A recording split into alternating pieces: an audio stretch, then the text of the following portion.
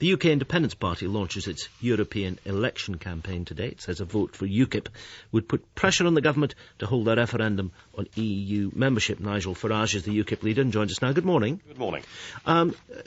What else are you saying? We're saying that it's too expensive being in the EU, that we should not be paying £40 million a day into an organisation whose accounts have not been signed off for 14 years in a row.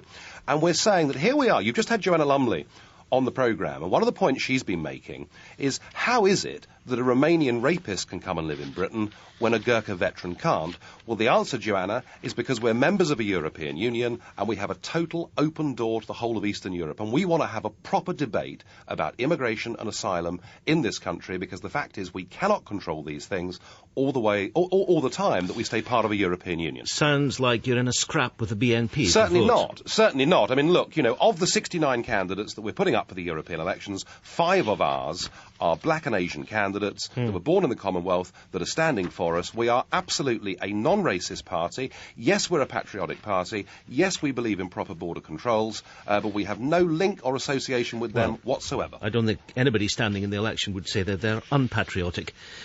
You've had your difficulties, though, haven't you? Oh, certainly. I mean, you've had internal splits. You've had to expel one MEP from your party because he's been accused of fiddling thousands of pounds of expenses. Of course, you had another member who was jailed after being convicted on 21 counts of housing benefit fraud.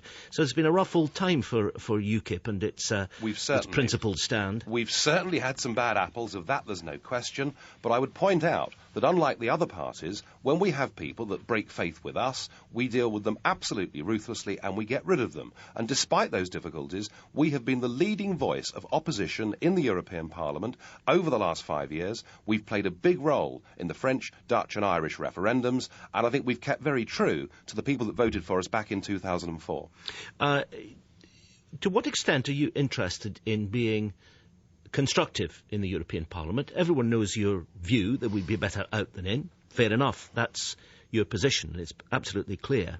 But when people send you to Strasbourg and to Brussels, I mean, the Parliament sits in two places, as we know, they expect you to work day in, day out to improve things, not just to make your principal point. What can you say about the way that you play a constructive role in European affairs? Oh, the constructive role that we've played with this European Constitution / Lisbon Treaty is we've said, if that's what the peoples of Europe want, then in a democracy they must have it. But given those 3 no votes during the course of the last 5 years, and given that 500 members of the European Parliament voted to ignore the Irish result and to continue with the treaty, my job has been to provide a voice of opposition. And goodness me, it's needed. I mean, this EU is now so undemocratic, so anti-democratic, that it just bulldozes aside these results. And that's the reality that I think the British public are beginning to wake up to. And that perhaps is why we go into these European elections with a majority of British people supporting the UKIP position. We want friendship and free trade and to be good neighbours with Europe, but not to be part of this union. Nigel Farage, thank you. Thank you.